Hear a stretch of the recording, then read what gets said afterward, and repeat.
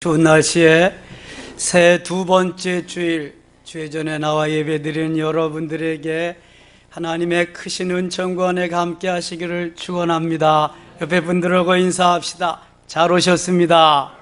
사랑합니다. 정말 잘 오셨네요. 여러분, 저는 주일이 오기를 아주 고대했던 사람입니다. 왜요? 여러분 보고 싶어서. 여러분 안 보고 싶었죠? 네. 하나님이 또 주신 말씀 또 빨리 전해주고 은혜 받고 새해 신명나게 달려갔으면 좋겠다, 그런 바람이 있었기 때문입니다. 대한민국에서 기업을 하는 사람들이라면 누구든지 닮고 싶은 사람이 있습니다. 내가 꼭 저분과 같이 사업을 했으면 좋겠다. 바로 정주영 씨입니다. 그는 1915년에 강원도 통천, 지금은 북한 땅에 속해 있는 그곳에서 7남매 중 마지로 태어납니다. 일제격변기 속에서 정말 삶이 고단하고 어려운 때에 태어나서 강원도 산골에서 농사만 지어가지고는 비전이 없는 것을 알고 그는 계속 가출합니다. 가출할 때마다 아버지한테 잡혀가서 또 농사를 짓곤 했습니다. 첫 번째 가출도 실패, 두 번째 가출도 실패, 세 번째 가출도 실패했습니다. 네 번째 드디어 성공해서 간 곳이 어디냐면 인천 부두였습니다. 배에서 짐을 하역하고 또 실어주는 그 고된 일을 하는데 저녁에 집에 가서 잠을 자려고 하면은 빈대가 얼마나 많이 붙는지 빈대와의 싸움, 전쟁을 해야만 했습니다. 근데 빈대에게도 배울 것이 있더라고요. 이야, 나는 만물의 영장으로 태어났는데 빈대, 저 미물만도 못하구나. 이제 빈대보다 나은 삶을 위해서 내가 오늘도 전진해야 되겠다. 그래서 별 허드렛 일을 다 합니다. 낮아지고 짓밟히는 삶 속에서 그가 정말 최선을 다해서 여러 어려움 속에 현대건설이라고 하는 기업을 일굽니다. 그리고 저 아산만 국가적인 방제 사업을 하는데 거기에 가서 방조제를 만드는데 너무 물살이 세서 어떤 집채만한 바위를 갖다 놔도 막을 길이 없었습니다. 그때 그가 아이디어 고안해낸 그러한 세계적인 생각이 바로 폐유조선을 갖다 막는 일이었습니다. 그래서 세계 최초로 다 반대했지만 그 뚝심으로 방조제를 폐유조선으로 막습니다. 어마어마한 아산만 그 간척지가 생겼습니다. 한번 가서 구경해 보시죠. 엄청 넓습니다. 이 정주영 씨는 이러한 뚝심을 가지고 기업을 일구어 가기 시작하는데 한 번은 저 울산 앞바다에 그 모래사장 부지를 사진으로 찍어서 그거 한 장 달랑 가지고 영국으로 건너갑니다. 그리고 배 만들어 줄 테니까 우리 차관 좀 빌려달라고, 돈 좀 빌려달라고. 아니, 건물이 있어요? 뭐가 되어진 게 있어요? 사진 한 장, 황량한 모래발판밖에 없습니다. 그때 정주영 씨가 써먹은 것이 바로 이겁니다. 500원짜리 속에들은 뭐예요? 거북선. 이거 옛날 돈 500원짜리요. 서정원 집사님한테 준 거야. 예화로 써먹으라고. 500원짜리 여기 속에 있는 철갑선을, 거북선을 딱 들이밀면서 우리 조상들은 15세기 때에 이미 철갑선을 만들었다. 지금 우리가 그 형편은 안 되지만 그 DNA가 어디 가겠느냐. 맡겨만 봐라. 그 시간 이내에 내가 다 해줄 거다. 그래서 차관을 얻다가 현대조선을 만들었습니다. 오늘날 세계 최대의 조선서입니다. 1위 조선서. 그는 시련은 있어도 실패는 없다라고 하는 책에 이렇게 기록합니다. 나는 무슨 일을 하든지 된다는 확신 90%와 반드시 된다는 자신감 10% 외에는 안 된다고 하는 불안한 마음을 단 1%도 가져본 일이 없다. 우와, 엄청납니다. 이거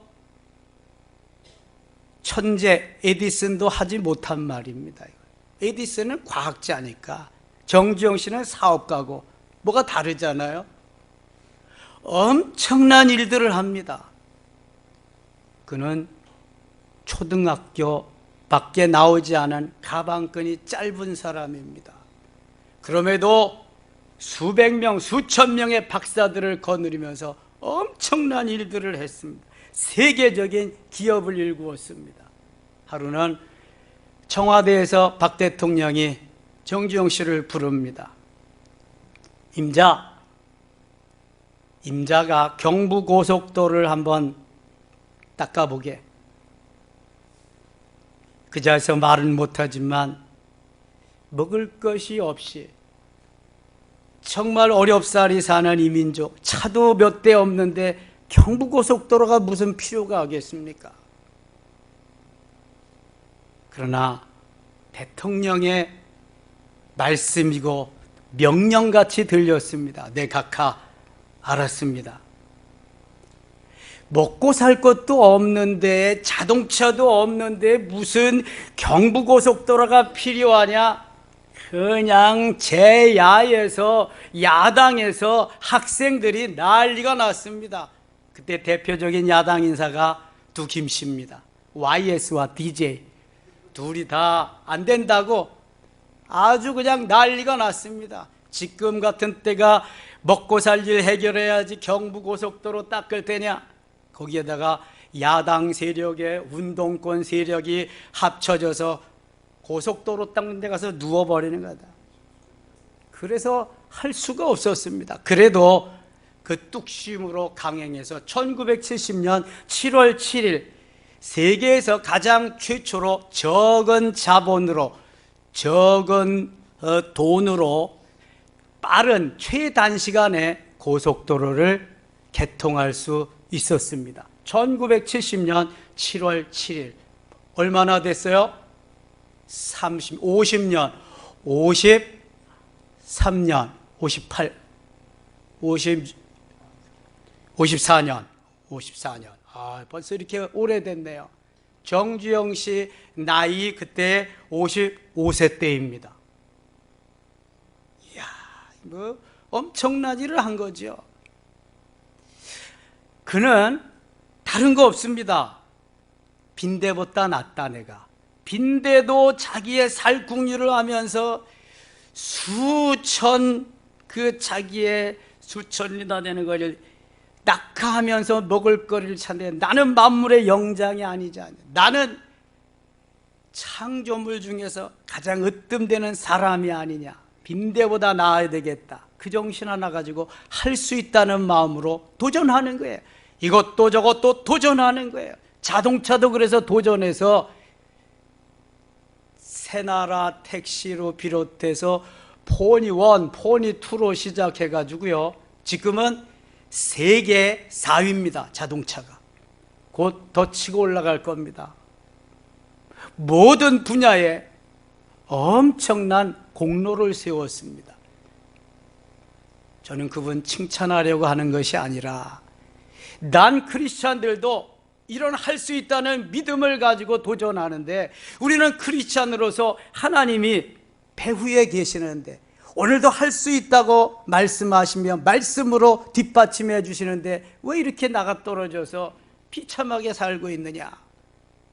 오늘 본문 13절은 우리에게 능력이 되고 권세가 되고 큰 힘이 되는 말씀입니다. 13절 말씀 암송할 수 있는 분은 암송하고, 그렇지 않은 분은 같이 읽겠습니다. 시작. 내게 능력 주시는 자 안에서 내가 모든 것을 할 수 있느니라. 다시 한번, 내게 능력 주시는 자 안에서 내가 모든 것을 할 수 있느니라. 아멘. 옆에 분들하고 인사합시다. 할 수 있습니다. 해봅시다. 할 수 있습니다. 해봅시다. 이게 그리스도인의 마음입니다. 믿음입니다. 이렇게 살아가야 됩니다. 그런데 이 말씀이 말씀되기 위해서 반드시 위에 11절과 12절 말씀이 선행되어져야만 합니다. 11절 같이 한번 읽어요. 11절, 내가 궁핍함으로 말하는 것이 아니니라. 어떠한 형편에든지 나는 자족하기를 배웠노니. 아멘. 사도 바울은 수많은 환난과 핍박 속에서 굶기를 먹듯 하고 감옥에 들어가기를 내 집 드나들 듯 하면서 죽을 고비도 수없이 많이 겪었습니다. 그러나 거기에서도 자족하기를 배웠습니다. 스스로 만족하는 비결을 터득하는 거예요. 주 안에서. 주님 함께 하시고 도와주시니 나는 오늘도 주 안에서 만족하며 행복한 삶을 살아갈 수 있다. 감옥에 들어가서도 행복할 수 있다. 매 맞으면서도 행복할 수 있다. 죽음의 길을 가면서도 행복할 수 있다. 아멘을 하나도 안 하시네. 나는 못하겠다는 거지. 그건 바울이니까 그렇고 나는 잘 살고 잘 먹고 나는 고생 안 해야 되겠다는 거지. 그런데 속으로만 그런 거죠. 겉으로는 할 수 있죠. 근데 속까지도 다 할 수 있어야 될 줄 믿습니다. 이 자족이라는 것은 스스로 터득하는 거예요. 스스로 만족하는 거예요. 부족함이 없는 거예요. 보세요, 여러분. 하나님이 아무것도 없는 세상에 천지를 창조하셨지요.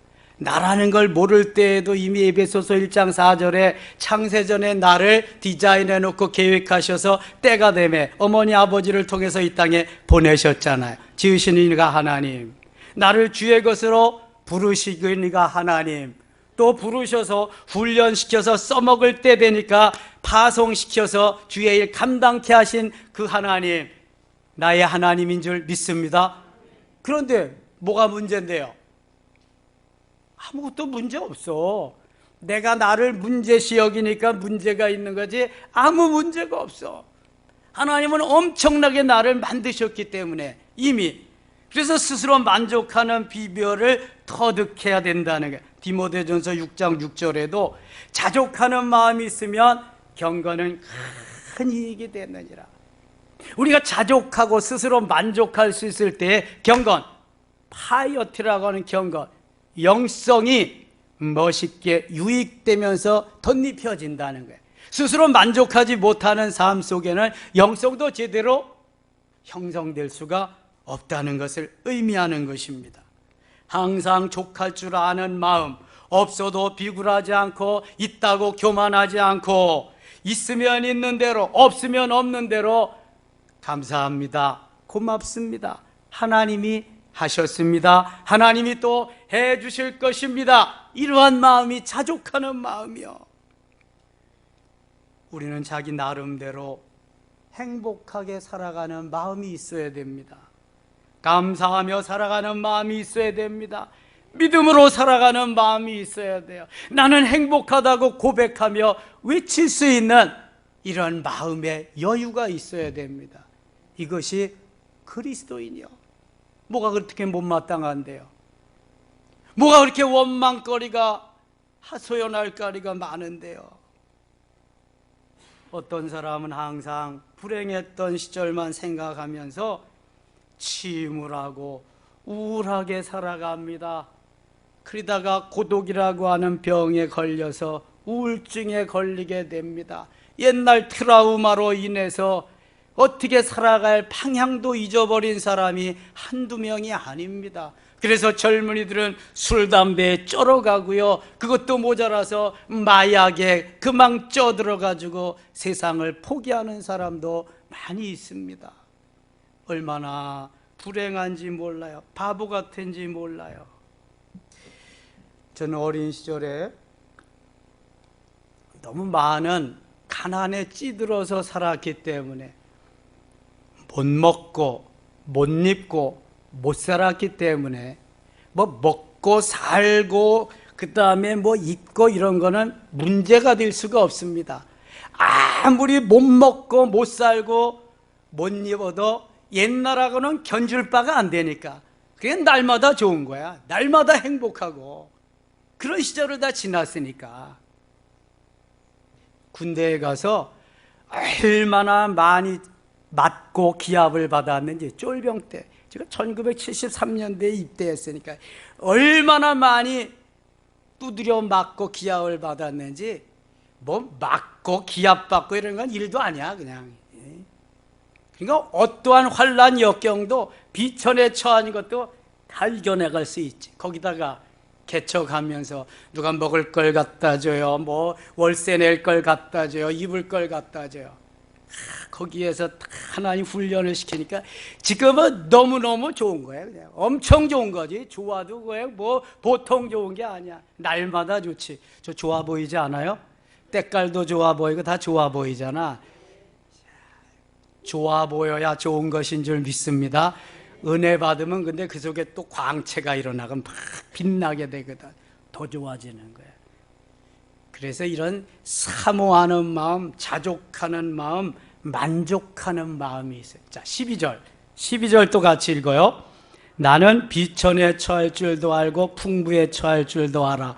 모든 일 곧 배부름과 배고픔과 풍부와 궁핍에도 처할 줄 아는 일체의 비결을 배웠노라. 아멘. 여기 일체의 비결, 가난해도 감사하고 부유해도 못 살아도 감사하고 잘 살아도 못 배웠어도 감사하고 많이 배웠어도 감사하고, 이게 뭐 모든 것이 감사, 모든 것이 은혜, 모든 것이 하나님 영광이지 마음에 안 드는 게 없어.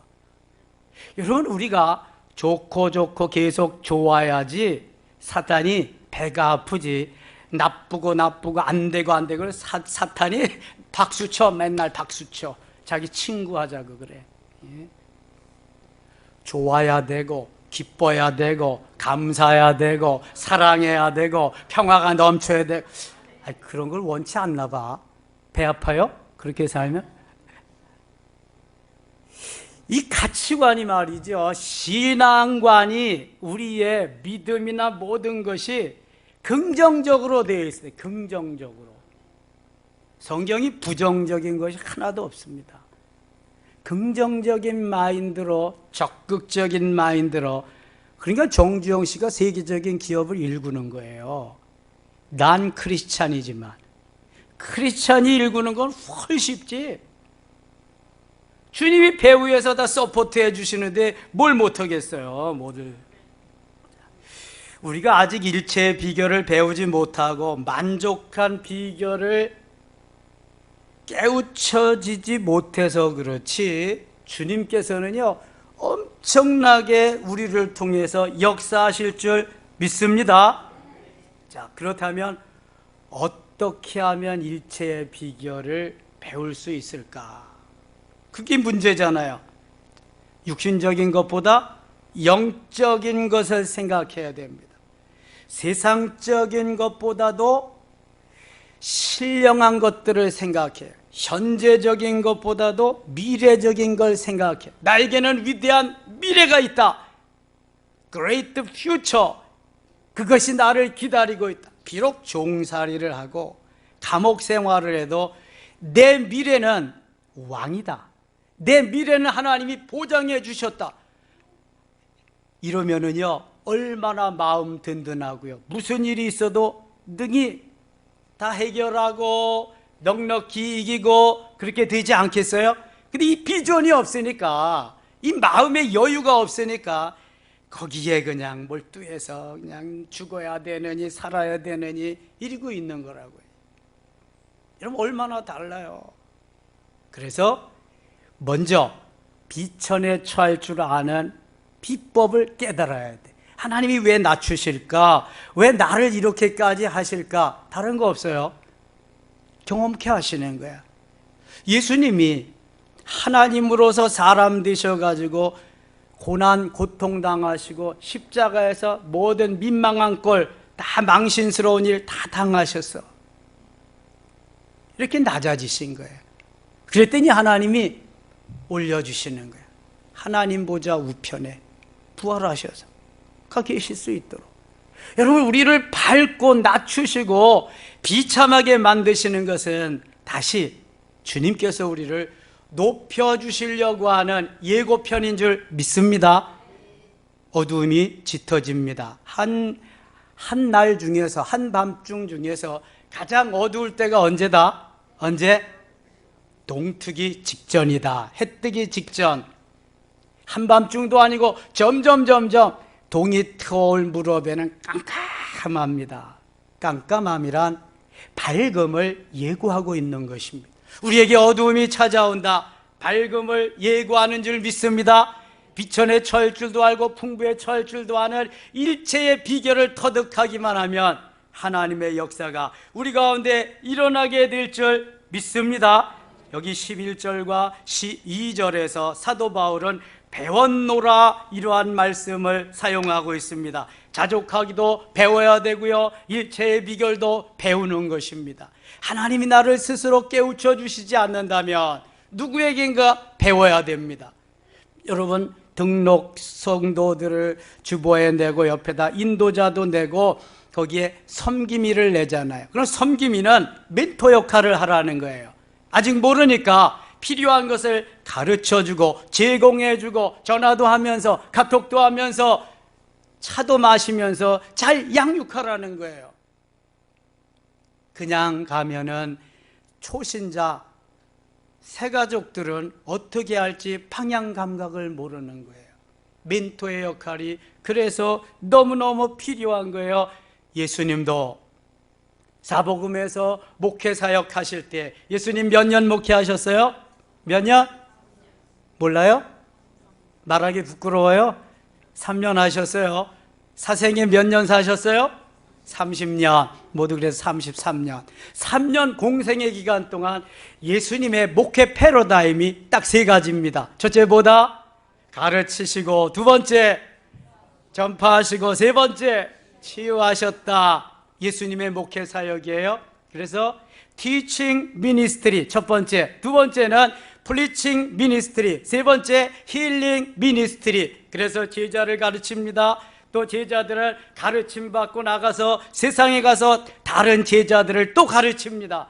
우리들도 배움을 받고 가르침을 받고 또 나가서 가르칩니다. 여러분들이 제게 가르침을 받았다면 여러분들은 또 나가서 영성방해 또한 제자들에게 가르쳐야 됩니다. 이게 계속 되어지면서 하나님의 나라는 확장되어질 줄 믿습니다. 예수님은 눈 붙일 겨를도 없이, 식사할 겨를도 없이 이 사역을 감당하셨습니다. 이제 사도 바울의 마지막 고백과 함께 힘차게 외치는 메시지는 무엇일까요? 바로 우리 모두가 좋아하는, 모든 그리스도인들이 좋아하는, 저도 너무너무 좋아하는 13절 말씀입니다. 13절 다시 한번 암송하고 다시 한번 같이 읽겠습니다. 내게 능력 주시는 자 안에서 내가 모든 것을 할 수 있느니라. 아멘. 내게 능력 주시는 자가 누구예요? 예수 그리스도. 주님, 나의 하나님, 내 주, 나의 주, 나의 하나님. 그분이 능력 주시는 자 안에서 모든 것을 할 수 있는, 내가 할 수 있는 게 아니에요. 근데 세상 사람들은 내가 한다 그러지만 우리는 주님이 능력 주셔야 합니다. 할 수 있게 하셔야 할 수 있는 거예요. 주님이 책임져 주실 줄 믿습니다. 마가복음 9장 23절에 할 수 있거든이 무슨 말이냐? 믿는 자들에게는 능히 하지 못할 일이 없느니라 말씀합니다. 사람으로서는 할 수 없을 때 하나님으로서는 할 수 있느니라 말씀하고 있습니다. 레위기 26장 8절에 보면은 다섯이 100을 쫓고 100이 만을 쫓으리니 그래요. 1당 20, 1당 100입니다. 저는 공군에 다녀왔습니다. 공군은 모토가 1당 100입니다. 공군 한 사람이 적군 100명을 섬멸하는 겁니다. 그거는 기본입니다. 기본. 이사야 60장 22절 보니까 그 작은 자가 1000명을 이루겠고 약한 자가 강국을 이룰 것이라 내가 속히 이루리라 말씀합니다. 우리는 작은 자입니다. 우리는 부족한 자입니다. 우리는 연약한 자입니다. 그러나 내 배후에 계시는 나의 주 나의 하나님은 강한 자이십니다. 능력이 많은 자이십니다. 불가능이 없으신 분인 줄 믿습니다. 그분이 내 대신 일하시는 겁니다. 엘리야는 일당 450, 일당 850을 했습니다. 히스기야는 일당 18만 5천을 했습니다. 여러분, 우리 그리스도인은 적어도 일당 100입니다. 일당 1000, 일당 만 그 이상인 줄 믿습니다. 저는 우리 섬김의 교회 성도들이 이러한 일당 100, 일당 1000의 마음을 가지고 한다면 여기 수천 명 모이고 수만 명 모인 성도들보다도 헐낫게 능력 있게 권세 있게 세상을 변화시키고 하나님의 역사를 이루어갈게 될 줄 믿습니다. 여러분, 적다고 주눅들지 마세요. 못 배웠다고 주눅들지 마시고요. 없다고 낮아지거나 없다고 그저 그냥 몸서리 치지 마세요. 잠깐이면 하나님이 강하게 하시고요, 잠깐이면 있게 하시고요, 잠깐이면 엄청나게 하실 줄 믿습니다. 현상적인 것뿐입니다. 현상적인 건 욥기에 보면은 잠깐이면 없애십니다, 하나님. 현상적인 건 욥기에 보면은 잠깐이면 엄청나게 하십니다. 중요한 건 뭐다? 본질적인 거다. 본질적인 거, 영적인 마인드만 있으면, 그 베이직 기본만 있으면 잠깐이면 하시는 거예요. 그러나 우리 인생들은 어떻게 된 건지 수없이 신앙생활을 하고 말씀도 듣고 직분도 있지만 다 현상적인 거 가지고 판단합니다. 그럴 수밖에 없죠. 영적인 마인드가 부족하니까. 그럴 수밖에 없죠. 내가 본질적인 걸 제대로 모르니까. 내 육신이 또한 더 강하니까, 영적인 것보다도 조금 더 이상한 것이 아닙니다. 그러나 하나님은 우리에게 오늘도 말씀하십니다. 주눅들지 말라고, 비실대지 말라고, 힘을 내라고, 능력과 권세를 가지고 달려가라고. 군부 독재를 청산하고 문민정부를 이룩한 김영삼 전 대통령은 저 경남 거제의 섬에서 어부의 아들로 태어났습니다. 그는 중학생 때부터 자기 책상 앞에 이런 글귀를 써붙였다고 합니다. 미래의 대통령 김영삼. 그리고 빌립보서 4장 13절 말씀, 내게 능력 주시는 자 안에서 내가 모든 것을 할 수 있느니라. 그 말씀 부여잡고 그는 달려와서 드디어 군인 독재 시절을 마감하고 문민정부를 이룩하는 첫 대통령이 되었습니다. 여러분 어떻습니까?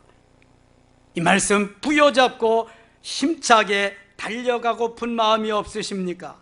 코로나 시절에도 끊임없이 예배 드릴 수 있었던 것은 바로 이러한 말씀을 붙잡았기 때문입니다. 비천에 처할 줄도 알고 풍부에 처할 줄도 아는 일체의 비결을 터득했기에 저는 하나님만 바라보며 달려갈 수 있었습니다. 하나님께서 우리에게 주신 비전은 엄청납니다. 우리는 지축 시절을 마감하고 여기에 오면서 청년들까지 30명이 450평 대지 위에 600평의 건축물을 세울 수 있었습니다. 모두가 다 불가능하다고 했지만 하나님은 우리를 통해 일하셨습니다. 그 하나님 위대하신 분입니다. 저는 어떠한 것도 지금도 도전합니다. 하나님이 함께 말씀하시면 누구도 막을 수가 없습니다. 하나님의 역사, 하나님이 주시는 은혜, 능력이기 때문입니다. 아라비아의 한 보석상이 유럽에 갔다가 커다란 루비를 구해왔습니다. 지금까지 보석상 교역을 했지만 이렇게 큰 루비는 처음 보는 것입니다. 얼마나 첫눈에 반했던지 그는 얼른 가서 그 보석을 구입했습니다. 너무 신나는 마음으로, 설레는 마음으로 집에 돌아와서 아내에게 자랑을 하고 자세히 살펴보니까 이게 웬일입니까? 그 바닥 쪽에 흠결이 있었습니다. 너무 큰 루비 보석을 본 나머지 자세히 살펴보지 않은 것이 불찰이었습니다. 아이고, 이제는 다 망했구나. 낙심천만 실망을 하고 있을 때에 그의 아내가 남편에게 말합니다. 여보, 너무 상심하지 마세요. 저에게 그 루비 일주일만 맡겨주세요. 저에게 좋은 생각이 있습니다. 평소에도 아내의 지혜로움을 알게 있던 남편은 그 아내에게 루비 보석을 한 주간 동안 맡겨주었습니다. 아내는 유명한 보석 조각가를 찾아가서 이렇게 말합니다. 선생님, 여기 흠결 있는 이 부분을 조각을 해서 장미꽃을 만들어 주세요.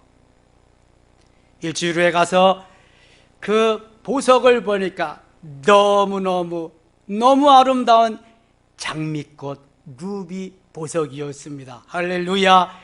애초 생각하는 것보다도 몇 배 더 훨씬 큰 금액으로 대박이 났습니다.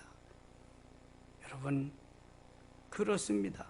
보석의 흠결은 곧 우리의 연약함을 상징하고 있는 것입니다. 금년 새해에 좋으신 우리 하나님께서는 우리의 모든 흠결을 아름답게 장미꽃으로 조각해 주실 줄 믿습니다. 나의 마이너스 되는 부분, 나의 부족한 부분, 내가 미치지 못하는 부분까지도 멋지게 만드셔서 장미꽃같이 만들어서 향기도 뿜어내고 보는 눈도 즐겁게 해주고 모든 그러한 현장에서 하나님의 놀라운 역사가 있게 해주실 줄 믿습니다. 내 모습 이대로 모든 것을 주께 드릴 때 주님이 능력 주시는 자 안에서 모든 것을 할 수 있느니라 말씀하면서 격려해 주면서 힘을 돋아주면서 은혜를 주시면서 내 할 일 주님이 대신해 주실 줄 믿습니다. 이 믿음을 가지셔야 돼. 이러한 은혜로 사셔야 돼. 그래야 새해가 새해되는 거지. 그렇지 않으면 여전히 새해도 은혜로 남게 되는 것입니다. 미국에 지정학자로 세계 권위자가 있습니다. 조지 프리드만 박사라는 분인데요. 지정학이라고 하는 것은 지질학과 정치학의 합성어입니다. 그래서 이 지질과 정치적으로 세계 권위자인 이분이 Next 100 Years라고 하는 책을 냈습니다. 번역해서 나온 책 이름이 100년 후입니다. 100년 후. 언제 일판이 출판됐냐 하면은 초판이 2009년도에 초판이 되어서 세계적으로 정치, 그 다음에 변화되는 세계 정세를 알고 싶은 사람들은 다 이 책을 읽습니다. 저는 다 읽진 못하고 썸머라이즈 된 걸 읽었는데요. 이분의 예언이 아닙니다. 이분은 주 안에서 기도하며 하는 분이 아니니까 예측입니다. 지정학자로서의 예측인데 어느 정도 정확도가 있느냐? 90% 이상 정확도가 있습니다. 궁금하죠? 거기에 여러 나라를 열거하고 있는데 대표적인 나라 4, 5 나라를 아주 강조하고 있는데 첫째 나라가 미국입니다. USA. 미국은 향후 100년까지 세계의 팍스 아메리카 1등 국가가 될 것이다. 미국은 한 번도 2등 자리로 내려앉지 않고 1등을 할 것이다. 이유는 미국이 강하기 때문이다. 그러한 인재들이 있기 때문이다. 자원이 많기 때문이다. 얼마나 석유 자원이 많은지 사우디보다 묻혀있는 석유 양이 더 많다고 합니다. 근데도 안 파서 써. 중동에서 사다 쓰지. 500년 쓸 게 묻혀있답니다. 거기에다가 알래스카에 묻혀있는 건 또 더 무진장입니다. 2040년이 미국의 황금기가 도래한답니다. 2040년 얼마 안 남았죠? 두 번째 중국입니다. 중국은 모택동 이후에 마오쩌둥 이후에 마오쩌둥을 닮아가서 자기도 마오쩌둥 같이 된다고 하는 사람이 나타난다는 것입니다. 시진핑 나타나기 이전에 기록된 책입니다. 그래서 자기가 경제를 일으켜서 세계 굴지의 나라로 만들어 보겠다고 그러는데 그 경제 정책이 실패가 돼가지고 중국은 가난뱅이로 전락하고 그 다음에 모든 소수민족들이 다 독립을 선언한다는 것입니다. 홍콩, 마카오, 대만, 저 서쪽에 위구르, 티베트, 우리 살던 만주의 조선족 여러 나라로 분리 독립을 한다는 것입니다. 중국은 쪼그라지고 말 것이라는 그러한 예측입니다. 지금 그렇게 되어가고 있죠. 몇 년 안 남았습니다. 이제 세 번째 러시아입니다. 러시아는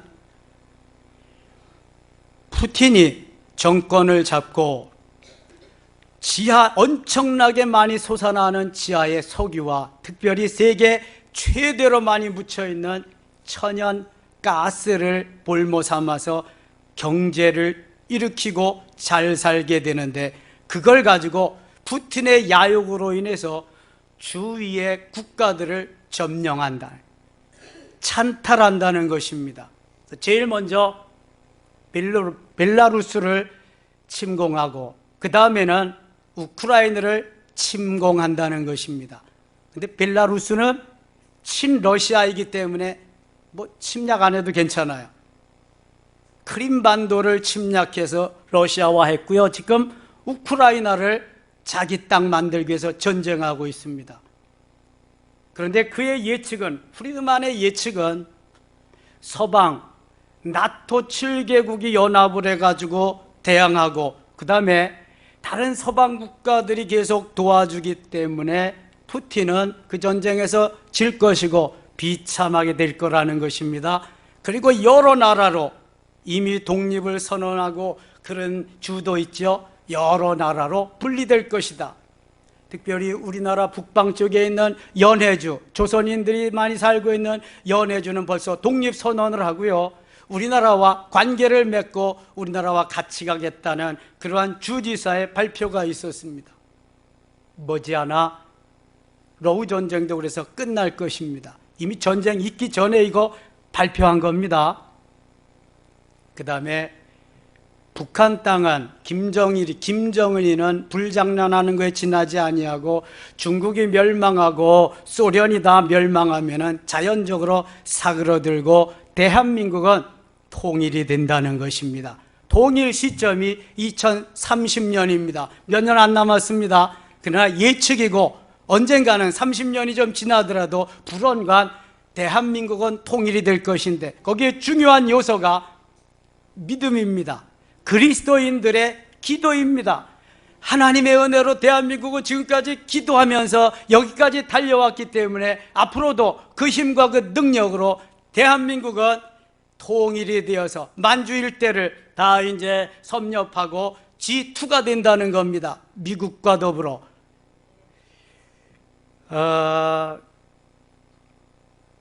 독일이 1990년 10월 3일 날 동독과 통일을 이루었습니다. 여기에 막강한 힘을 발휘한 나라가 미국입니다. 미국이 도와주어서 독일이 통일을 이루었습니다. 지금은 세계 분단 국가가 대한민국이 유일합니다. 하나님은 미국을 통해서 6.25 전쟁도 우리가 승리하게 하셨던 것, 승리도 아니죠. 반쪽 승리죠. 역시 미국을 통해서 하나님이 복음 통일 대한민국을 반드시 이룰 것이라는 요지입니다. 여러분, 이제 우리는 걱정할 거 없습니다. 헬조선을 외치지 마세요. 젊은이들이요. 삼포시대를 포기하고 연애하세요. 결혼하세요. 그리고 출산하세요. 하나님이 모든 디자인을 다 해놓고 미래학자를 통해서 대한민국의 갈 길을 열어놓고 있습니다. 하나님이 말씀해 주신 대로 우리는 따라가면 되는 겁니다. 그러나 잠자고 가만히 있으면 안 됩니다. 해야 할 일이 있습니다. 끊임없이 뜨겁게 우리는 주님 앞에 부르짖어야 할 줄 믿습니다. 너는 내게 부르짖으라 내가 네게 응답하겠고 내가 알지 못하는 그거 은밀한 일을 네게 보이리라. 하나님의 말씀입니다. 우리는 연약해도, 우리는 부족해도 하나님이 하게 하시면 뭐든지 불가능이 없는 줄 믿습니다. 세계 선교사를 가장 많이 파송한 나라가 미국입니다. 8만 2천 명 정도 됩니다. 2위가 대한민국입니다. 2만 7천 명 정도 됩니다. 그런데 인구 대비로 선교사 파송률은 대한민국이 1등입니다. 미국은 인구가 3억 3천, 대한민국은 5천이거든요. 그러니까 적어도 5, 6, 30, 5, 7, 35, 미국이 6배 내지 7배는 더 많이 보내야 돼요. 그렇죠? 그러니까 인구 비율로 대한민국이 제일 많이 보내는 것입니다. 여러분 주저할 거 없어요. 선교사 사명 받았으면 미전도 종족으로 나가서 복음을 전하세요. 목회자 사명이 있으면 목회하세요. 기업가 사명이 있으면 기업을 일구세요. 정주영 씨와 같이, 최순 장로님과 같이, 최창근 장로님과 같이. 교육자 사명이 있으면 조만식 장로님과 같이 애국적인 마음으로 교육을 하세요. 정치가 사명이 있다면 도산 안청호 선생님과 같이, 저 이승만 박사님과 같이 정치하세요. 저는 우리나라에서 그러한 그리스도인 정치인들이 많이 나기를 기도하는 사람입니다. 4월 10일 날 22대 국회의원 선거에서도 크리스찬들이 많이 들어가서 여호와 야에 다 많이 포진해서 선한 법을 만들고 악한 법을 폐지하는 이러한 역사가 일어나도록 기도하는 사람입니다. 여러분, 우리는 여호와 야 너무 거기에 관심을 갖지 맙시다. 어떤 사람이 주를 위해서, 복음을 위해서, 하나님의 영광을 위해서 일할 사람인가? 어떤 사람이 요셉 같은 사람이냐? 어떤 사람이 다윗과 같은 사람이냐? 어떤 사람이 바로 이러한 일을 추진할 수 있는 사람이냐? 여기에 가지고 대한민국을 위해서 복음 통일을 과연 어떤 사람들이 정치를 해야 할 것이냐 초점을 두고 기도하면서 나가야 진정한 그리스도인이요, 멋있는 그리스도인이요, 나라와 민족을 걱정하는 위대한 그리스도인, 저 그레이트 퓨처, 위대한 미래를 바라보고 달려가는 사람인 줄 믿습니다. 힘을 내세요. 그리고 가슴을 넓히세요. 하나님이 우리와 함께 하시고 우리를 통해서 머지않아 통일되는 대한민국을 바라보게 하실 줄 믿습니다. 우리 저 백두산에 가서 만세를 외치면서 백두산의 십자가를 꽂고 주 하나님 지으신 모든 세계를 부릅시다. 저 금강산에 가서 수련회를 하면서 하나님의 영광을 드러내십시다. 하나님이 멋있게 우리를 통해 역사하시고 일하게 될 줄 믿습니다. 더 이상 의기소침하지 마세요. 여기저기 기웃기웃하지 마세요. 맡겨진 사명 감당하면서 하나님의 영광을 드러내는 멋있는 그리스도인, 섬김의 가족들, 하나님이 인정하는 일꾼들, 그래서 일체의 비결을 배운 사람, 모든 것을 할 수 있는 그러한 그리스도인 되시기를 주의 이름으로 축원합니다. 축원합니다. 기도합니다. 아버지 하나님 고맙습니다. 새 두 번째 주일에 주님 우리에게 비전 주셨습니다. 할 수 있는 믿음 주셨습니다. 강하고 담대하게 하시고 능력 있게 하시고 권세 있게 하시고 오직 하나님의 영광을 드러내는 멋있는 도구 되게 하여 주시옵소서. 예수님 이름으로 기도드리옵나이다. 아멘.